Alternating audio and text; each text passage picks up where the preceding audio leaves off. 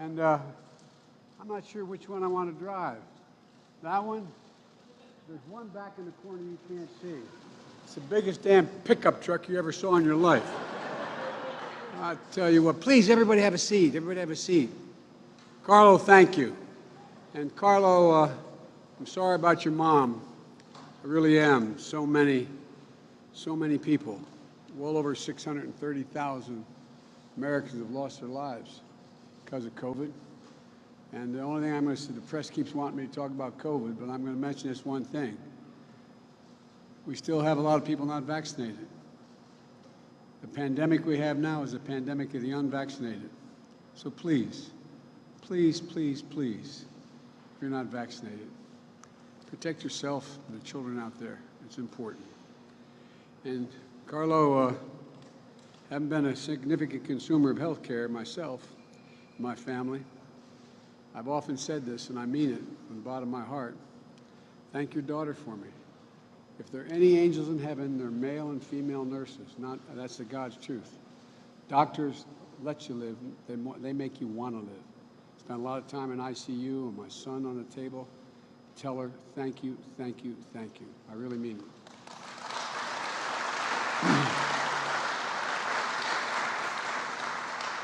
And I want to thank Congresswoman Weil for the passport into her district. Where are you? There you go.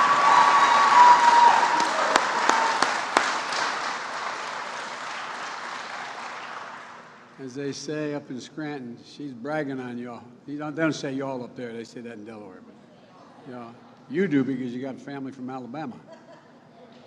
And you've been a tireless champion for the working men and women of the Lehigh Valley, helping us pass the tax cut for families with children.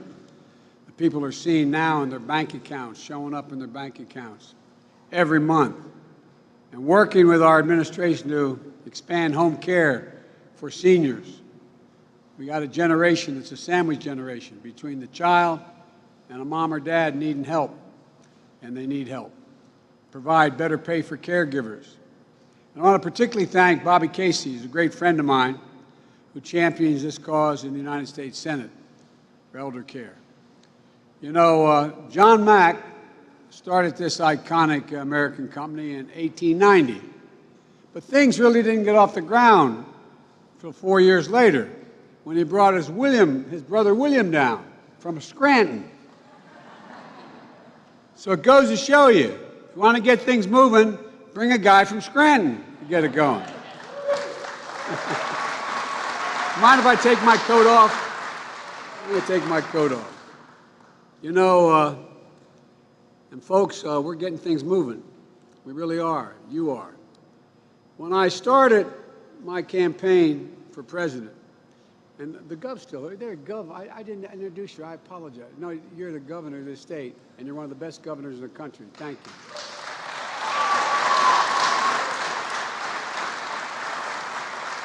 And you're a good friend. When I said I was running, when I announced my campaign, and not many people took it seriously, I said I was running for 3 reasons. 1, to restore the soul of this country, a sense of decency and honor. But secondly, to rebuild the backbone of the country. Hard-working, middle-class folks who built this country. And I want to point out, unions built the middle class. That's not a joke. Unions built the middle class. And by the way, in case you regret anything, I just want you guys and women in the union know that if it weren't for the UAW in 1972, I never would have won. You think I'm kidding?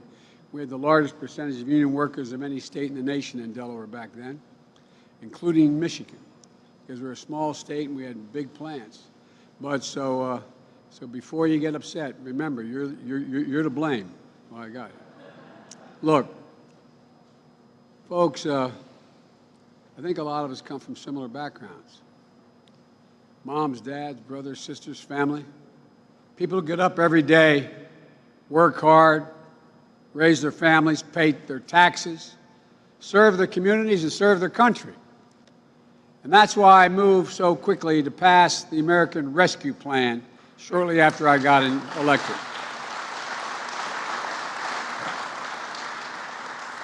Because we needed to act quickly and boldly to save jobs, save businesses, and save lives. And we did. We added more than 600,000 jobs per month since I've taken office. That's over 3 million jobs all told.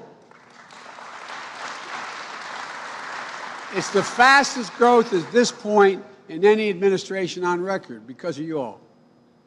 We brought this economy back from the brink.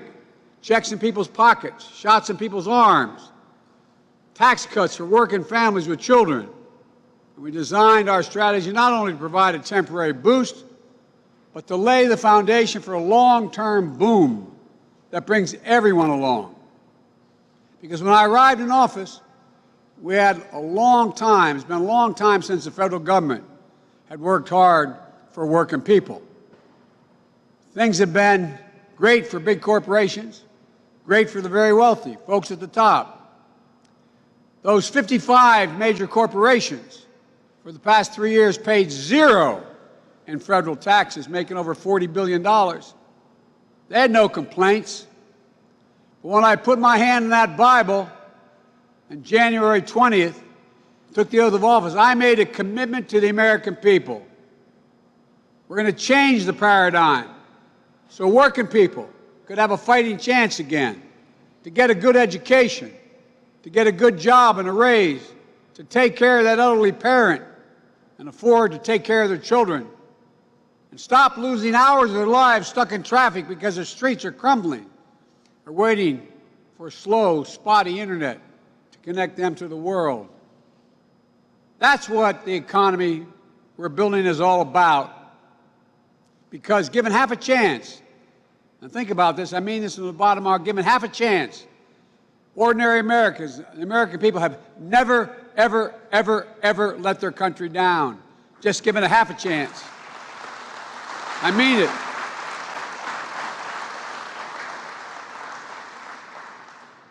You may have heard that in Washington, I was just on the phone, looks like we reached a bipartisan agreement on infrastructure, fancy word for bridges, roads, transit systems, high-speed internet, clean drinking water, cleaning up and capping the orphan wells, over thousands of them abandoned mines, and a modern, resilient electric grid to build. And guess what? A lot of those abandoned wells are leaking methane.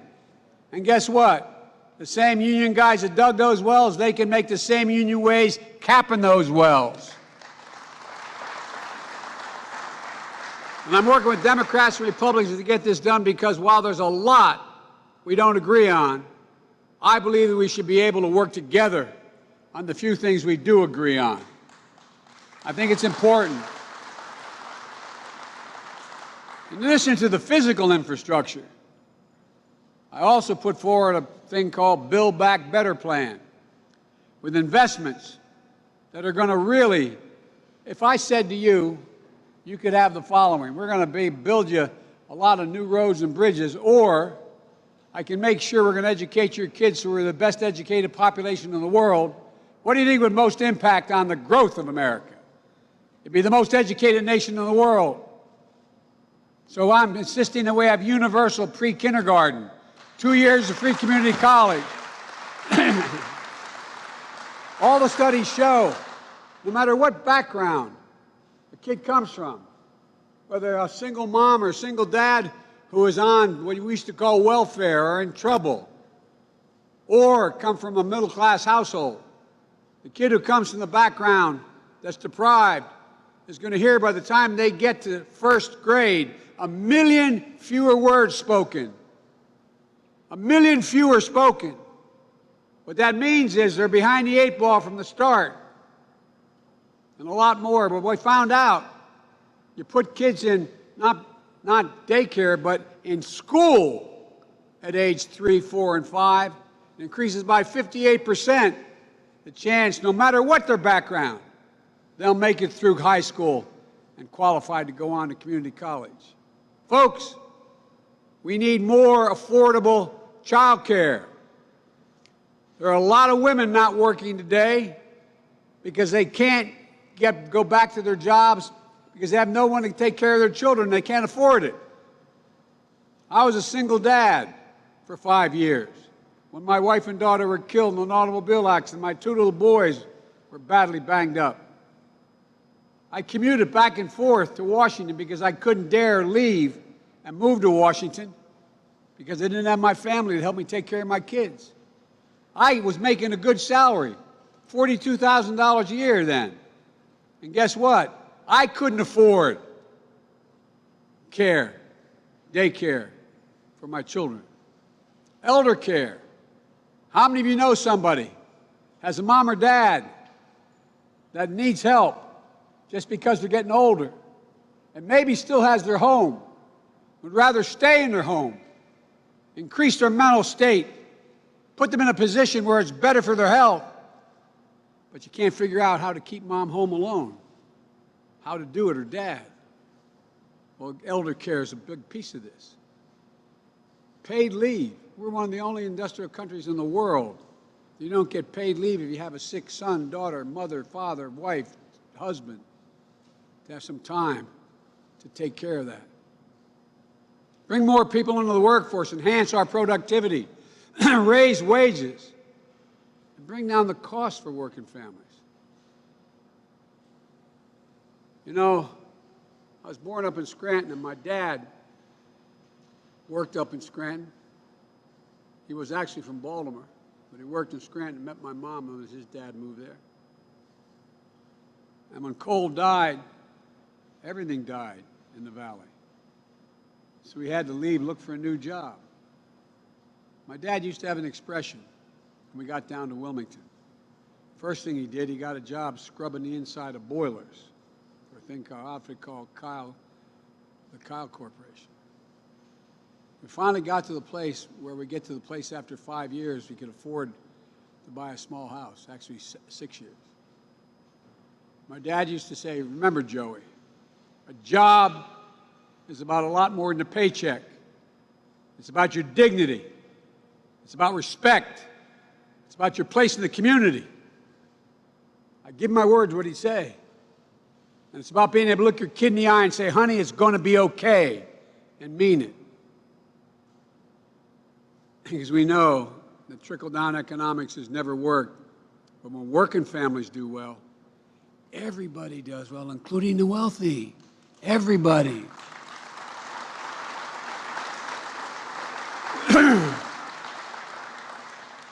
Today I'm here to talk about a commitment that's sacred to me and central to our efforts to keep things moving. It's a straightforward solution. Support and grow more American-based companies.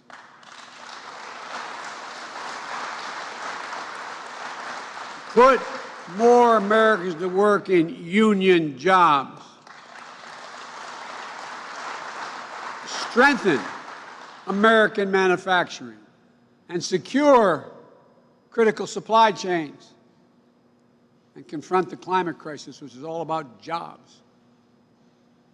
I can sum it up in 2 words. Buy American. Buy American. Now, what most people don't know, no matter how informed they are, most people don't know that for literally almost a century, there's been a law on the books in America called the Buy America Act. It's supposed to make sure that when your government spends your tax dollars in buying goods, that they have to be goods that were built, purchased in America. But the previous administration didn't take it so seriously, and previous ones, not just the last one. They were quick to say, you know, we have a lot of money to spend. We got to buy. The government's going to buy everything from buildings to aircraft carriers to trucks to whatever it is. But we can't find an American company that can do it all. So we're going to have to issue a waiver. We'll hire the American company, but that American company is going to have a subsidiary overseas where Americans don't work, where it's much cheaper, they can make more money, and they're going to say we have to have that as part of the chain of building the product. The result has been tens of billions of dollars didn't go to jobs and businesses in communities like this one. In recent years, Buy America has become a hollow promise. But my administration is going to make Buy American a reality. And I'm putting the weight of the federal government behind that commitment. With in the White House itself, we put in a Made in America office to oversee, not an agency, in the White House itself, to oversee these efforts. In my first cabinet meeting, I told all of the cabinet members, if their agency wants to issue a waiver, they're buying the forest department is buying trucks or hoses or whatever they need, okay? They got to buy something that's all of it that's been made in America. And you can't give exceptions. You can say, we can't find one that they get their nozzles overseas because they don't have anybody here can make them, et cetera.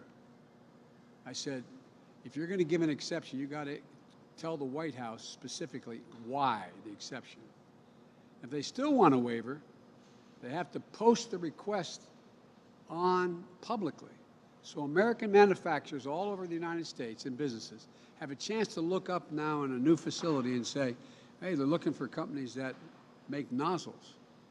They're looking for companies that make the following whatever. We make that. We make that. And contact us.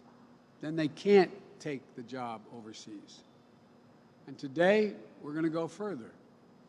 We're going to make the biggest enforcement changes to the Buy America Act in 70 years.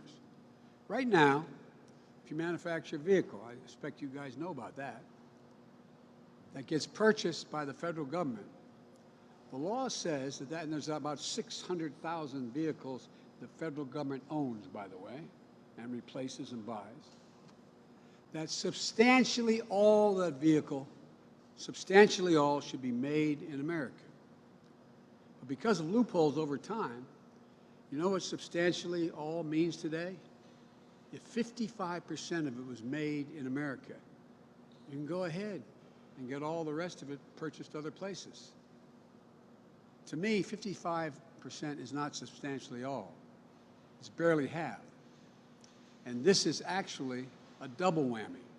First, 55% is not high enough. And second, contractors don't have to tell us the total domestic content of their products. They just have to tell us that they hit the threshold. Nobody checking. Well, they got a new sheriff in town. We're going to be checking. No, I'm serious. I am deadly earnest. Today, I'm directing the Budget Office to issue a rule to raise the amount of domestic content required to be considered made in America from 55% to 75%.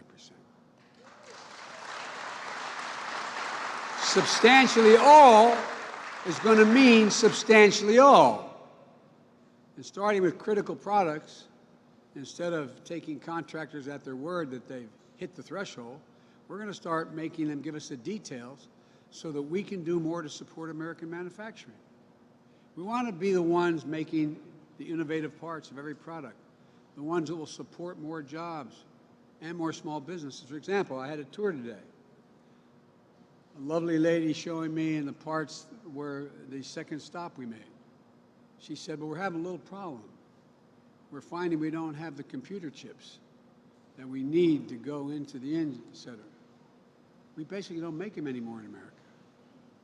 So I got together with a group of 20 Republicans and Democrats.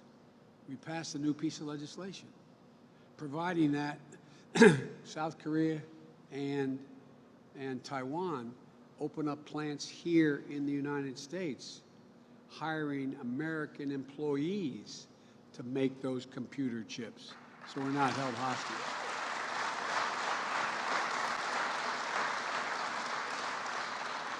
In case you haven't noticed, not only you, but Ford Motor Company said they're going to have to stop producing certain vehicles. They couldn't get the chips, couldn't get the wafers. And so I'm directing my budget office to create new rules for critical products where we know we need stronger, more resilient domestic supply chains. We're talking about components like semiconductors, pharmaceutical ingredients, advanced batteries, among other things. We saw during the early days of the pandemic that the supply chain disruptions can put Americans' lives and livelihoods at risk. When we needed them most, we were short on protective equipment, we were short on ventilators, and other essential health equipment. We couldn't get the job done. We couldn't take care of people. We were short on basic equipment. I know a lot of you in this factory stepped up to make PPE at the time. That was a noble service, but it's not a long-term solution. Yes, we'll keep trading with our allies, but we need to have a resilient supply chain of our own so that we're never again at the mercy of countries for critical goods ever again, ever. You know exactly what I'm talking about right here. You've seen production slow down, as I said. You've had your hours cut because of the shortage of computer chips and semiconductors. These chips are more than just vehicles. They enable so much of our modern lives, our smartphones, our televisions, our medical equipment. That's why we're investing $50 billion to have the best chip manufacturing in the world come and build factories in the United States of America.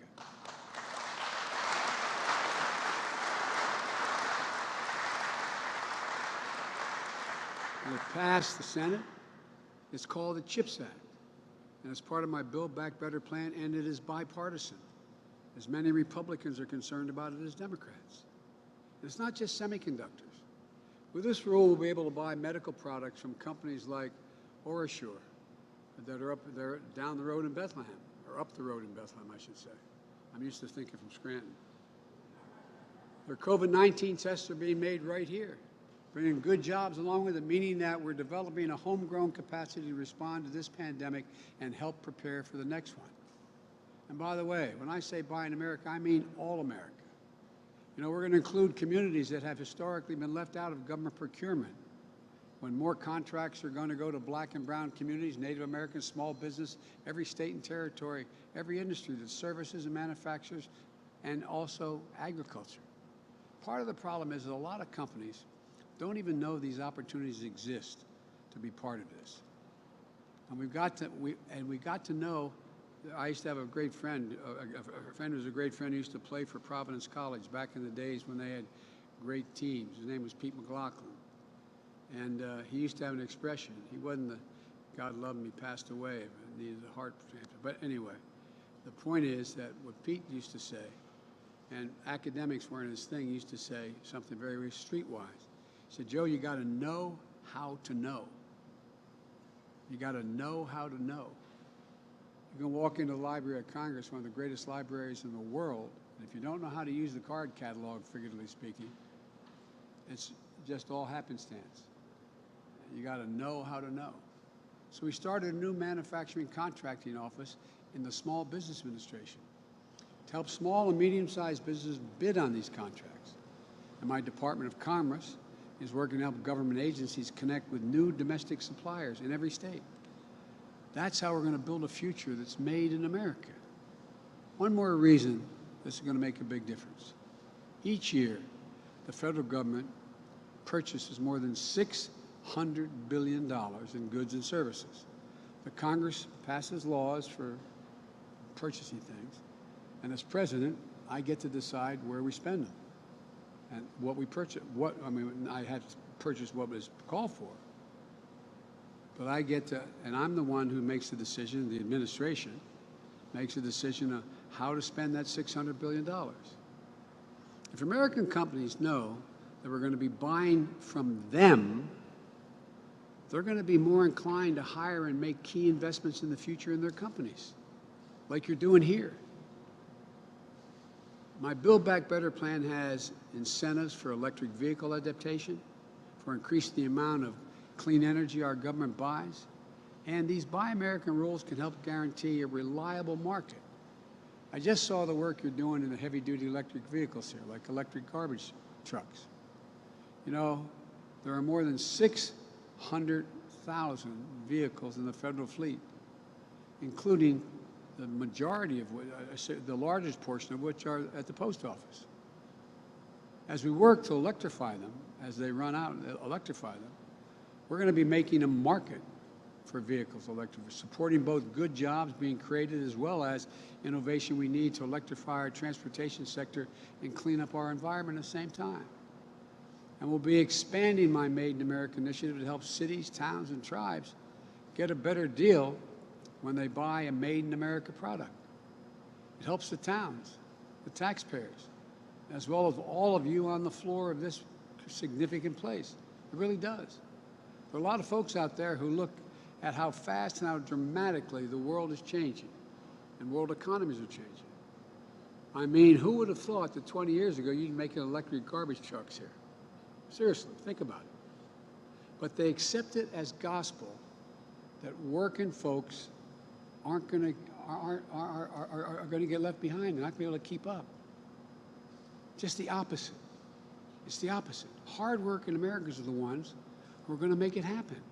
We got to invest in you. We're the most productive workforce in the world here. Given half a chance, there's not a single thing you can't do. So I reject out of hand. I've been criticized for this for some time, but I reject out of hand this defeatist view that the forces of automation and globalization mean we can't have good-paying union jobs in America. And right here, on this factory floor, you're making a product that are fighting climate change. That's why when I hear climate change, I think jobs. Our manufacturing future, our economic future, our solutions to the climate crisis are all going to be made in America, creating good jobs. That's what it means to build back better. We came out of this economic crisis, the worst since the Depression, stronger than when we went in. America is one of the few countries in the world that we get smacked and knocked down. We get up, we come back, and we come back better than we were before we got knocked down. Now, I'm not joking. Think about the course of history in America. And that's why in the American Rescue Plan, we passed shortly after I took office, we're investing considerable sums that will go to cities and towns looking to build back stronger. For example, towns in the southwestern part of this state can now apply for funds to cap those wells that are leaking methane, clean up abandoned coal mines, invest in bringing new employers into abandoned factories, and get help attracting them. Let me close with this. Back in 2009, during the so-called Great Recession, the president asked me to be in charge of managing that piece, then President Trump. Excuse me, Freudian slip. That was the last president. He caused, anyway, that was President Obama when I was vice president. And the American auto industry, remember, was on the rocks. And a lot of people, including a lot of Democrats, thought it wasn't worth investing in them because the American worker wasn't that good and they were blah, blah, blah. I remember the heat that I took, some of you may remember as well, when I stood up and stepped into the rescue of the American automobile industry. My name was often taken in vain on television shows a lot, because why is Biden so committed to the automobile industry? Well, because the fundamental mistakes weren't made by the workers, they were made by management. Today, a lot of the folks who said we shouldn't rescue the American auto industry are the same folks who are saying we don't need to buy American. What those people never realized is that if you give an American worker just a chance, a fighting chance, there's nothing they won't do. And if you give American companies and communities the chance, there's nothing they can't build. Just look around. From the steel that raised our cities, to the trucks behind me that are going to carry the economy forward, to the workers who are the heart and soul and spine of this nation, American strength is here. It's in this region. It's you. It's not hyperbole, it's you. And that's why I've told every foreign leader, and I just got back from Europe meeting with heads of state.